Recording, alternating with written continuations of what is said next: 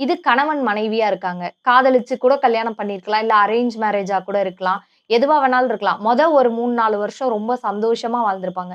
திடீர்னுட்டு கணவனோட நடவடிக்கை சரியில்லாம போலாம். இல்ல மனைவியோட நடவடிக்கை வந்து சரியில்லாம போலாம். இந்த மாதிரி ஏன் நடக்குது ஐயா? அதாவது படிக்கிற காலத்துல வர லவ்ன்றது வந்து ஒரு சாதாரணமான லவ். ம். இந்த கல்யாணத்துக்கு அப்புறம் புருஷன் பொண்டாட்டி லவ் பண்றாங்க பாருங்க. அது வந்து உண்மையிலேயே சாதனையான லவ். அது வந்து எல்லாராலயுமே முடியாது. அது ம். வந்து ரொம்ப அது எப்படி சொல்றது? அந்த லவ் அவன் பண்ணி சக்சஸ் பண்ணிட்டான்னா, உண்மையிலே லைஃப்ல எல்லாத்தையுமே ஜெயிச்சுட்டான்னு அர்த்தம். ம்.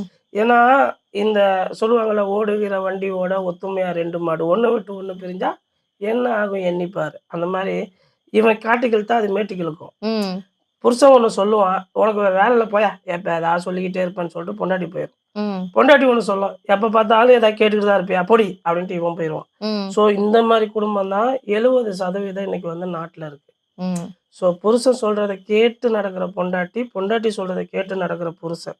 இந்த குடும்பம் வந்து என்னைக்குமே ஒரு வெற்றி பாதைய நோக்கி போகும். ம். அவங்களோட அணுகுமுறைய, அவங்களோட நடவடிக்கைய பார்த்து, அதுக்கு அடுத்து வர புள்ளைங்க, அவங்களோட சந்ததிகள், உண்மையிலேயே போற வீட்லயும் சரி, ஸ்கூல்ல, காலேஜ்ல எல்லாத்துலயுமே நல்ல பேர் எடுக்கும். ம். ஏன்னா, இங்க அப்பா, அம்மா ஒத்துமையா இருக்காங்க. அவங்களுக்குள்ள வந்து ஒரு தப்பான வார்த்தைகள், தப்பான சண்டைகள் அப்படி இருக்காது. ம். ஆனா நெறைய குடும்பம் பாருங்க, அது வந்து சமையல் செஞ்சு வச்சுட்டு புருஷனுக்காக காத்துக்கிட்டு இருக்கும். ஆமா. "நீ எப்ப மாமா வருவ? நீ வந்தா தான் சாப்பிடுவேன்." "ஏய் வைடின்னா அங்க இருக்கேன், இங்க இருக்கேன்" அப்படின்னுவான்.